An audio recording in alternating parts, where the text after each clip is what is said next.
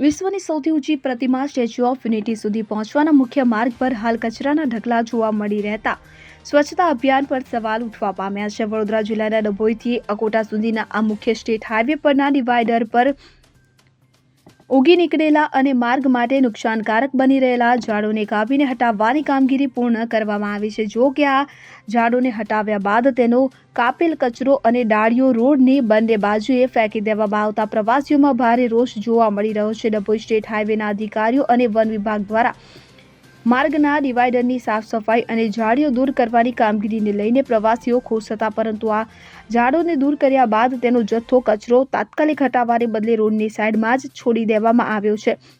મહત્વનું છે કે આ માર્ગ મુખ્યત્વે સ્ટેચ્યુ ઓફ યુનિટી તરફ જવાનો હોવાથી અહીં હજારો પ્રવાસીઓની અવરજવર રહે છે। આવા મહત્વના પ્રવાસી માર્ગની બંને તરફ ગંદકી અને કચરાના ઢગલા પડ્યા રહેતા પ્રવાસીઓને અસહ્ય દુર્ગંધ અને ખરાબ દ્રશ્યનો સામનો કરવો પડે છે। તો એક તરફ સમગ્ર ગુજરાત અને દેશભરમાં સ્વચ્છતા અભિયાન જોરોશોરોથી ચાલી રહ્યું છે, ત્યારે બીજી તરફ સરદાર પટેલની વિશ્વવિખ્યાત પ્રતિમા તરફ દોરી જતા મુખ્ય માર્ગ પર જ આ પ્રકારે વૃક્ષોનું કટિંગ કર્યા બાદ તેનો કચરો ખુલ્લેઆમ ફેંકી દેવામાં આવતા તંત્રની કામગીરી પર ગંભીર સવાલ ઊભા થયા છે। ત્યારે પ્રવાસીઓ માંગ કરી રહ્યા છે કે વન વિભાગ અને ડભોઈ સ્ટેટ હાઈવેના અધિકારીઓ તાત્કાલિક આ માર્ગ ઉપર પડેલા કચરાના ઢગલા અને જાડી ઝાખરાને દૂર કરે, જેથી પ્રવાસીઓને સ્વચ્છ અને સુખદ વાતાવરણ મળી રહે।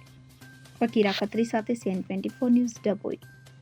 હવે જુઓ દેશ દુનિયાની તમામ ખબરો તમારી આંગળીના ટેરવે। ઉઠાવો મોબાઈલ અને ગૂગલ પ્લે સ્ટોર પરથી ડાઉનલોડ કરો અમારી CN24 ન્યૂઝ મોબાઈલ એપ।